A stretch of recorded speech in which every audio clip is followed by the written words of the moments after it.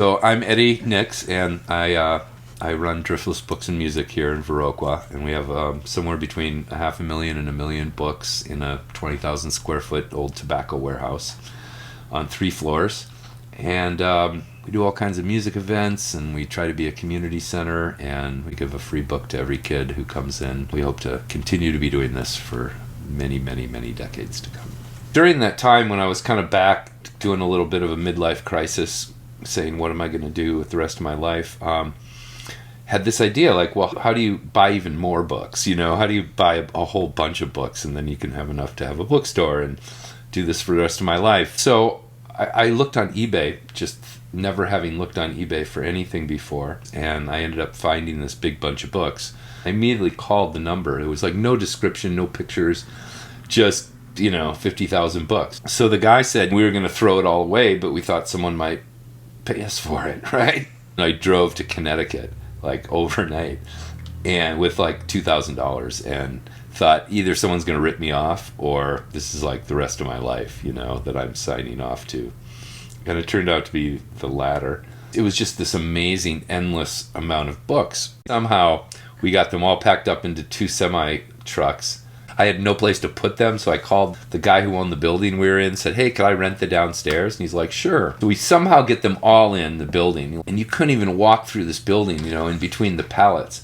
And then a tornado came, like within a year, and took off like the back of the building, and we ended up like rebuilding a little bit, and then the owner said, I'm going to take the building down, and they said, no, you can't. So he sold it to us, and then the flood came. It was like 5 feet above the street, so it was like a couple feet into the building. It was a nightmare. We had to kind of take everything out and redo everything. And this one guy one day shows up, and he pulls the door open. He's like, anybody here? And I'm like, yeah, what do you need? And he's like, trout fishing in America. And I'm like, yeah, we got one right here. And he bought it, and I said, I don't know if you're into Kerouac, another beat writer, but he has this new book coming out, biography of the Buddha, and I was just ordering a copy. Do you want me to order you a copy? And he's like, yeah, order me a copy.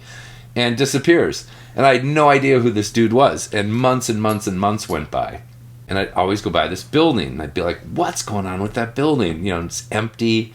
There's no for sale sign. And then one day I'm like, okay, I'm going to figure this out. So I spent the day like looking it up and found a phone number and called the dude up. And I'm like, hi, I own this bookstore in Viola. And he's like, oh, do you have that Kerouac book? I'm like, so is that dude?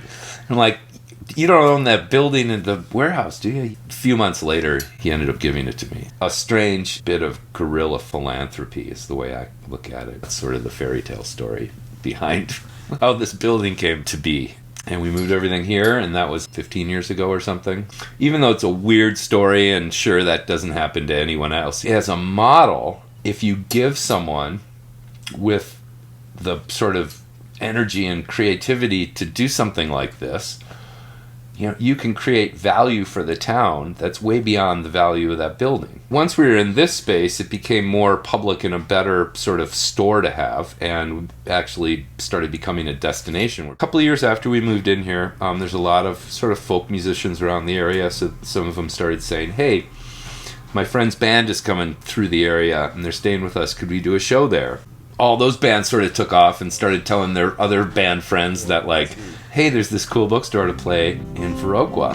And after 3 or 4 years of that, we were getting enough emails every day of bands that wanted to play that we could set up a whole season. And we never really advertised it that way or never reached out to any bands. They all kind of found us eventually. I mean, there's probably been, 300-400 bands. I mean, at the height of it, which I think was about 2017, we had, I think, over 100 events in a 9-month period.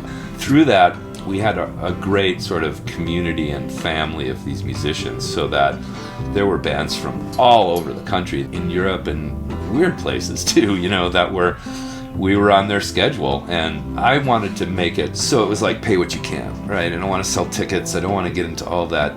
It's like the band comes, hopefully there's people, no guarantees, but we had to start guaranteeing people something. So I ended up kind of at the end of the night writing a check to these bands to subsidize for, there was only $20 in the tip bowl because there was only 8 people that came because it's a fucking Monday, And so, I promised you $200, so here's a $175 check, and you do that like 3 or 4 times a week. That year it was kind of like about 20 grand that I ended up subsidizing the music.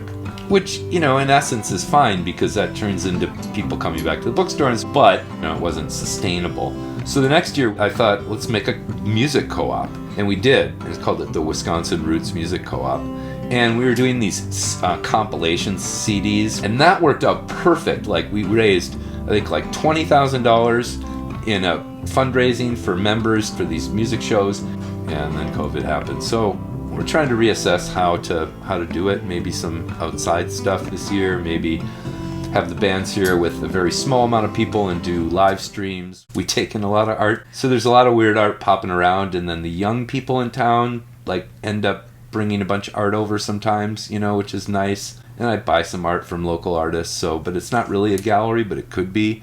Every year for about the last 15 years or so, once a year, maybe once every 2 years, there's some big bunch of books that appears. Like literally every time you kind of open the loading dock door, there's more often than not a box or 2 or 5 or 10 that someone just decided to drop off. We're one of the rare bookstores that obviously has enough space. Most bookstores are like, no, we don't want any books, or we'll take a look at them and we might buy that one and that one. No one's going to be like, sure, I'll buy, this basement full of your father's books. But some of those collections have just been amazing. Most book dealers after 15 years would kind of have whittled it down to a specialty. But since we're kind of responsible for saving books as much as just buying them, that's part of the mission. And I think we've done a good job, compared to the millions and millions and millions of books that are destroyed every year or every day. We're seriously looking at title extinctions, like species extinctions. Every day when I look up certain old books, there's no copies. Out of all the sort of business things that you can do, the used bookstore is kind of an anomaly. There aren't many other retail things that you can walk into and kind of feel like you don't have to purchase. The only reason you're in an auto parts store is because you need a muffler. We should really look at that as being a valid thing to support, and there should be a bookstore in every little town, because every little town has all kinds of people dying and moving in and moving out, and there's all kinds of books that get thrown away every day. And I think the bookstore traditionally, historically, has functioned as kind of I think there's a secret relationship with revolutionary movements. Apart from the cultural, the social aspects, I think there's a really important political aspect to bookstores, where not that they should say, here's what we believe, but that they should be a place where the community issues get discussed. We don't have many of those places in towns. I think there should be way more bookstores. I think they should be in big buildings like this where they can have concerts and, bars and snack bars and the whole bit. And I think that people should seriously think about funding this. The nice demographic is there's more new indie bookstores, and they're all run by young women. Most of them, which is super exciting, whereas the old ones are kind of like the old grumpy white bearded guys, and they're kind of dying off, and there really isn't another generation of those used sellers. That's what really worries me, that this stuff is just really disappearing before our eyes, and that we have no idea what's being lost. The last few years have been really hopeful, with younger people showing up and hearing about it from the different cities around and seeing that kind of joy of the old books. I'd love to, help train some young people. I've been working here as an intern for the past couple months. It has been such an amazing experience just to both be within this store, which is so important in this town and to this community, but also to just get to learn and interact with so many different books from all over.